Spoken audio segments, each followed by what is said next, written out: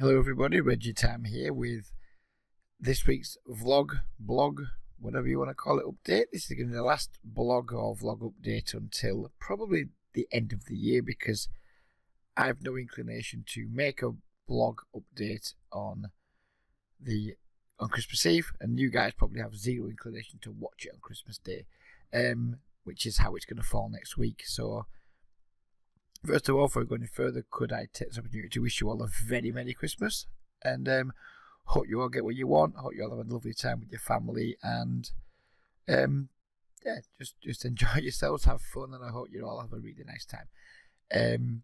We're back probably. I think I'll do like a whole year review blog to end the year with some like goals for the year after, and that'll probably come out New Year's Eve. I might make it earlier than New Year's Eve, but then release it on New Year's Eve. So this will be the last video between now and New Year's Eve. Maybe there'll be a live play video in between, who knows, but there won't be a blog update for the week after. So how's this week gone? Let's take a look. On the face of it, this is the AAA and PokerStars play. Not the worst week, plus $120. Don't feel I played that well though. I think I've kind of been lucky. We'll go into that a little bit in more detail soon. All in EV, ran a little bit above EV, whatever happens. Does run below EV, so I'm not worried about that. Not that happy with that. Again, it's not super dreadful, but I guess we're best looking at that in big blinds, aren't we, really? But we've lost way more big blinds than usual. I don't think I played particularly well this week. Can't really put my finger on why. I just don't feel like I have played particularly well. But we've got away with it. We've thrown in a bad week and we've got away with it. We've only won, let's say only, it's better than lots of guys do, I guess. We've only won, what, 4.5 buy-ins on these sites. We'll have a very quick look at the, so you can go on Sky. This is a week on Sky. I think it works out to be about 15 hours and about 30 quid of profit. Pretty much a waste of time. Didn't run that great on Sky, to be fair. We don't know how we run EV wise, but it feels like I ran pretty lousy. Getting rivered a lot, but not like all in terms, but just I don't know. I think there's one hand I played. I can't be asked recreating any hands this week. It's just too much of a ball ache. There's one hand where I 4-bet somebody with ace king and they called me with something like king 4 suited. We flopped a king, we went bet call, and then they rivered a 4 and they donked into me. I knew it was beat but called anyway because there was just so much money in the pot, and then just shitty stuff like that. It's just been not a great week. I've not done too bad in terms of like putting the work in, putting the hours in, and we've made money. We've had like probably a plus £120 week, £110 week, which is nice. I'm not knocking it. I don't want to sound like an entitled prick, but I just feel like I've kind of got away with it, because if we go and look at the stakes, and my winnings haven't come in the 10, and I would have put most of my volume in. If it wasn't for this 30NL, like just having like a pretty good win rate of 30 over a very small sample, it wouldn't have been the best of weeks by a long chalk. But it is what it is. I'm not going to lose too much sleep over it, and we can all throw in the odd bad week. I've done it and I've got away with it, fortunately. Like I said earlier, can't put my finger on why. I don't know if I had a very busy week at work. We've been much busier than usual. I've worked 6 of the last 7 days. There's been some problems at work, not for me personally, but with the people that I work with. It's just been one of those weeks where lots of things didn't go right, and maybe when I've come to play poker, I've not come at it with my usual zest and vigour. Who knows? Maybe I've not been down by my work, not by a long chalk, because nothing that had personally affected me as such. It was just some like pretty disappointing days in work for various reasons, and maybe I've come into poker sessions just feeling not my usual self, and I think it's been reflected in my play. I've not had the same enthusiasm that I usually have. 9,000 hands, but I don't know what that is in hours. Not sure we can see that in hours or not, can we? 849 minutes, what's that? 15 hours maybe, just short of 15 hours. Yeah, whatever. And then another whatever it was, 15 hours. So I put a good 30 hours in.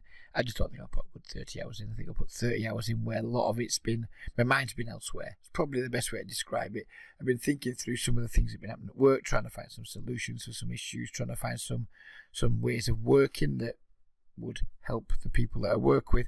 And maybe I've just been a bit distracted when I've been playing. As you can see, my win rate over this small sample isn't great, and we've ran above EV. But fortunately, our route has been propped up slightly because we did okay at 30 NL. So anyway, because we all like a few hands, let's we'll look at from this upwards, I think. We're not going to look at 60 and 50 big blind pots. So we'll start looking at the losing pots of around 100 blinds, see what happened. So this is a 16 NL zoom hand. I've 3-bet the aces and bet out the flop. I've been called. He's made the nuts on the turn. I bet I haven't seen this hand back. Not loving that bet. That is not a bet I would usually make. Yeah, not great. And I think we all know what's going to happen on the river, don't we? Given it's such a big pot. Yeah, I butchered that hand completely. You know, as we said before, there's no shame in my game. We just go in there. I haven't got time to dick around selecting hands and like trying to make myself look good. It is what it is. I played this hand fucking rubbish. As I said earlier, I didn't have my best of weeks. This hand is fucking dreadful. I'm fine with everything up to this point, up to the flop. Fine with the flop c-bet. But we should just be shutting down from here. I mean, yeah, I guess we get value from jacks and queens and kings maybe. It's way too thin. Or it feels too thin anyway. Yep, whatevs. Next. So we've just flatted an open with ace king. Back raised by someone. I didn't have any clue about him. This was a 888 hand. Didn't have a clue about him. 12 hands, complete unknown. He squeezes. We get another player who I didn't know an awful lot about calling in the big blind. Yeah, I've got 220 hands, but I'll be frank, I didn't know a lot about him. I just looked at the stack size and thought, yeah, probably a fish. Go all in. Get it all in a 260 big blind pot, and we get sucked out one. By both players. Well, you know, fair dues. If we're going to get lose to one, you may as well lose to both of them.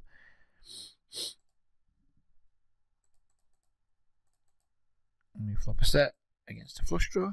We bet, call, raise. Alright, what do I think about my just call here?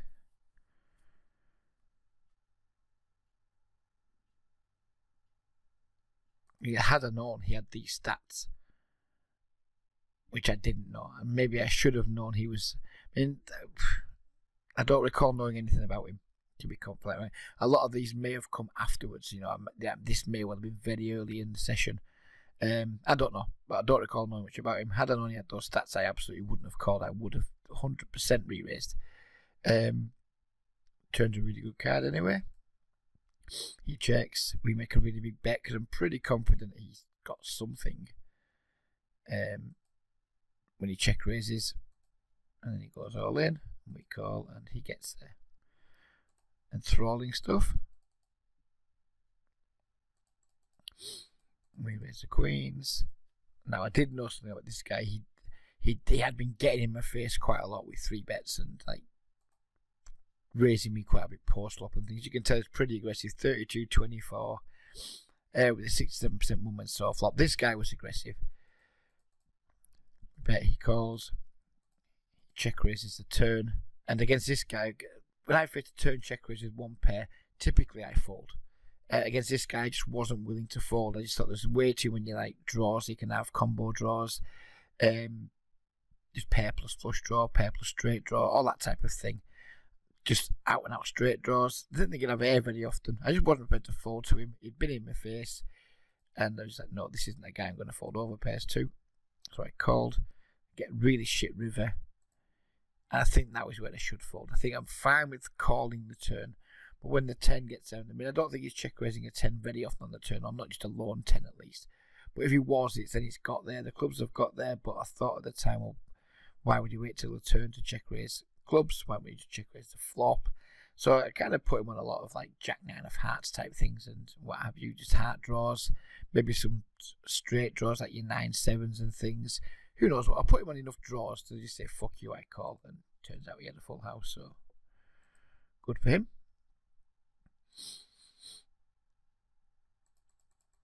And this one was very standard, I think. Is we 3-bet and open at 16 in our zoom. We flop the overpair, we get check shoved on, and we snap it off, and we do not hold. Nothing to see there really. This last one. Oh, this is pure spew.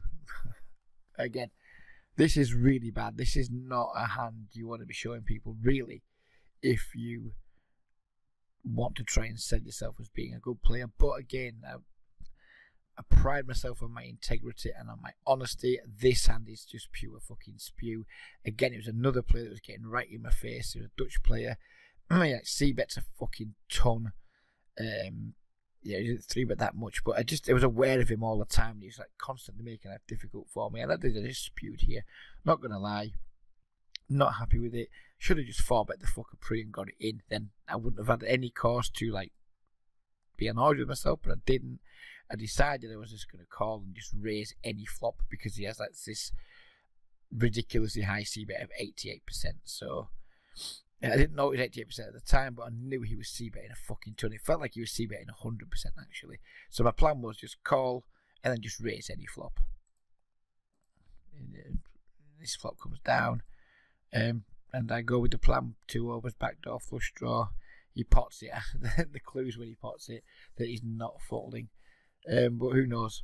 I mean, maybe he sometimes just does fold if he's just randomly potting with. I mean, when he got a C-bet as high as that, he has to have a decent amount of air in his C-betting range. I hadn't noticed any sizing tells at this point. Still don't really know if he's got any or not. I decided to just go all in, which is on the face of it fucking horrific. He calls, and obviously we don't get there. Not happy with that hand. But what can we do? You know, it happened. It was a plan that I had. The plan was just call and then just like raise any flop. I guess once you make the plan, good or bad, if you make plans and don't see them through, it's an easy way to lose confidence as a poker player. Sometimes we just make bad plans, and I made bad plans here, and it worked out as bad as it possibly could have in this hand. But again, I'm not going to hide these things from my videos, because if I did, it would be incredibly dishonest, and I'd much rather someone said, "Wow, you're shit at poker," than "Wow, you have no integrity." So there we go. I'd rather be called out for making a mistake than called out for just like disguising or hiding my fuck ups. So let's end on some good news. So we've got some of these biggest pots. We're not going to do all of them. We'll just start from the top 6. So we've just done the top 6 worst hands. We'll do the top 6 winning hands now. We 4-bet the ace king. He ships it in my face. We have a trivial call, and we get there. Enthralling stuff there. And raise the ace king under the gun. We get called by. So very surprising that someone with 35-28 starts then flats the queens. We live in mysterious times. I don't hate it, by the way, not for a second criticising it. I just wouldn't expect somebody playing 35-28 with an 11% 3-bet if those stats are anywhere near what they genuinely represent. If this player is genuinely like that type of player, it seems strange to me that he has pocket queens in his flatting range there, but he did. We get comprehensively outflopped. He just calls. I bet the turn.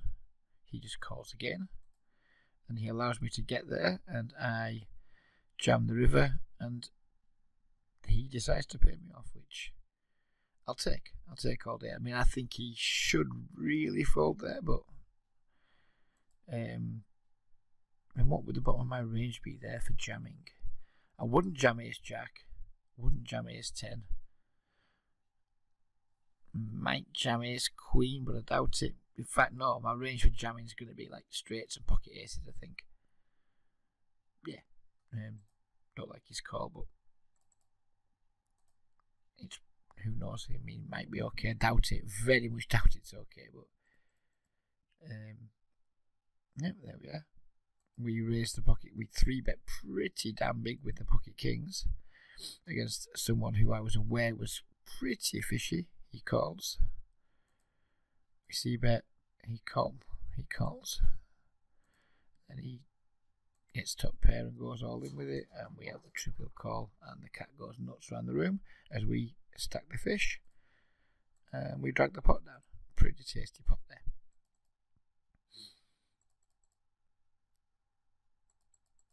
So we squeeze pocket queens, ace jack suited, calls and unknown hand calls. We see bet, he just jams, which is obviously, well, it doesn't jam, but he raises pretty big. If this was a regular, I'd say that this is like a really big mistake and a regular. Wouldn't expect a regular to make it, but he's not a regular. I expect these like pretty loose aggressive players, these bad loose aggressive players, to overplay in spots like this all the time, so it's like a trivially easy, just get all the money in. Against a regular, I would really hate getting raised on the Jack 10x flop in the 3-bet pot, but not against someone playing 42-31, and he doesn't get there.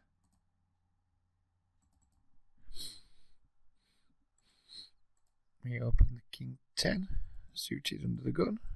We get min 3-bet by another fish. We just call. We flop a gut shot on a backdoor flush draw, and I elect to call. And I absolutely bink the turn. He bets, we just call again with the nuts. And I've no idea why he jams the river, or why he makes such a huge bet on the river. Didn't jam, but huge bet.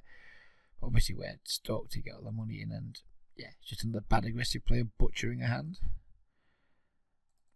And the last hand,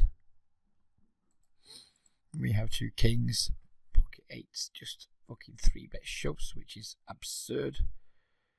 Ace 10 offsuit, then reshoves, which is even more absurd. And I didn't even think twice, obviously. It's just whatever, if one of them's got aces, or if JRFX got aces, fuck my life. In she goes, and we had a good solid hold. So there we go. That is the week in hands. That is the week in numbers. That is the week in graphs. As I said, I don't think I've played well this week. I think it's because I've had a toughish week in work, and maybe it's just taken the edge off me. Maybe it took a bit of my focus away. I'm pretty sure that's what it was. Don't want to make excuses, but yeah, I felt unusually woolly this week when I was playing, but no, we are where we are.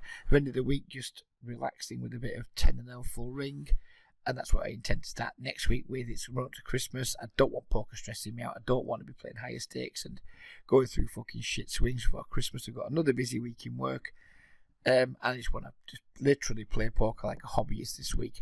I might not even get that many hands in. I'm just going to try and squeeze in a couple of sessions a day, and just try and smash some volume 10-0 zoom, just to keep my hand in, just to keep playing 10-0 full ring zoom, and just have a chilled out, like, run up to Christmas. Worst case scenario, I'll lose 15 buy-ins at 10-0 zoom full ring this week, something like that, and I'll be like, whatever. I'll be a bit cheesed off, but it's not the end of the world. I don't want a bad poker week in the run up to Christmas. I've got a busy work week, so we're going to keep the stakes low, we're going to keep it light, we're going to keep it fun, and we're going to have a fucking good Christmas, and I hope all you guys do it as well. So, yep, we're back again, definitely on the 31st with an end of year blog, but maybe there might be a live play video in between then. Bye for now, and have a smashing Christmas, everyone.